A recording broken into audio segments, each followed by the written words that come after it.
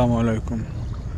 আজকে ওসমান হাদির ভাইয়ের উপরে যে হামলা হলো সেটা অবশ্যই পরিকল্পিত হামলা। এখানে যে কোনো দল জড়িত থাকতে পারে, সেটা যে কোনো দল হইতে পারে। তবে ওসমান হাদি ভাই অবশ্যই সব সময় স্বৈরাচারের বিপক্ষে ছিলেন। তাকে এর আগেবারও হত্যার হুমকি দেওয়া হয়েছিল, কিন্তু সরকার তার জন্য নিরাপত্তার কোনো ব্যবস্থা রাখে নাই। ভাই, নিরাপত্তা ব্যবস্থা রাখে নাই কেন? উনি তো একজন প্রার্থী ছিলেন। কেন স্বতন্ত্র, টাকা পয়সা কম, নাকি বড় দলের নেতা না? তাই যদি নেতা হয় তাহলে নতুন করে গণ অভ্যুত্থানের কোনো দরকার ছিল না আমাদের। এটা বলতে হয় আমাদের সুশীল ডক্টর ইউনূস সাহেব বুঝতেছেন না, বা ওনার বোঝার কোনো ক্ষমতাও নাই।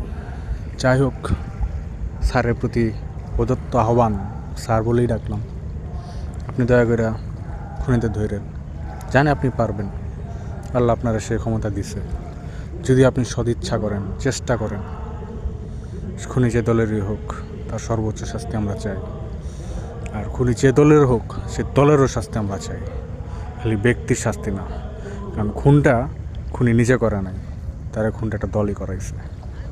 তো খুনির শাস্তির পাশাপাশি যে দল তারা খুন করাইছে সে দলেরও শাস্তি চাই, এবং খুব ইমিডিয়েটলি, নির্বাচনের আগে।